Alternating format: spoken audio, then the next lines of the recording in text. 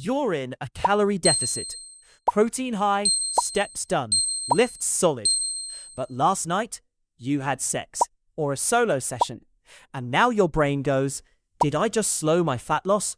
Because some guy online said ejaculation kills testosterone.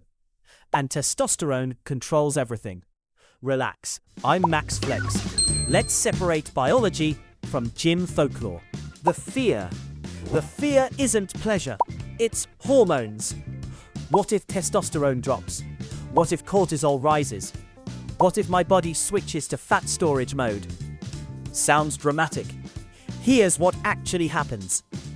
Myth: sex or masturbation ruins fat loss by lowering testosterone. Fact: testosterone can dip slightly for a few hours after orgasm. Hours, not days, not weeks. Not your metabolism is broken now. In healthy men, levels return to baseline quickly. Fat loss doesn't depend on guarding testosterone like it's battery life. It depends on sustained calorie deficit over time. No deficit, no fat loss. Deficit present, fat goes down. That rule doesn't change because you enjoyed being human. Performance versus fat loss. After orgasm, prolactin rises. That makes you relaxed, sometimes sleepy, less aggressive. Great before bed. Not ideal right before heavy deadlifts. That's a timing issue, not a body fat issue. Your abs don't disappear because you chose Friday night over monk mode. The real variable, behavior. Here's where this can matter. Dopamine. Sexual activity spikes dopamine, your brain's reward signal. Normal, healthy. But if someone is overstimulating constantly while dieting, motivation can dip. Dieting requires restraint. Training requires drive. If your brain is getting constant easy reward, hard tasks feel heavier.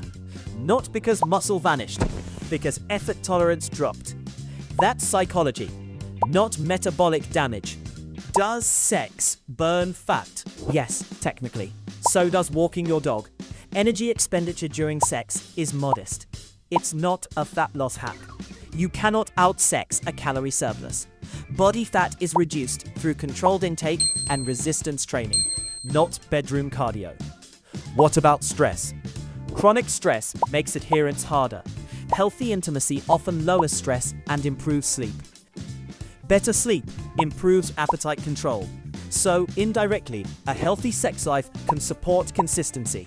Consistency drives fat loss. Notice the pattern? Indirect effect, not magic. When it can slow progress. Only if you skip workouts because you're drained. It replaces routine with impulsive habits. It disrupts sleep instead of improving it. It becomes avoidance during dieting discomfort. Then the issue isn't sex, it's structure. Big difference. The core truth. Hormones influence behavior. Behavior influences calories. Calories influence fat. Sex and masturbation don't override thermodynamics.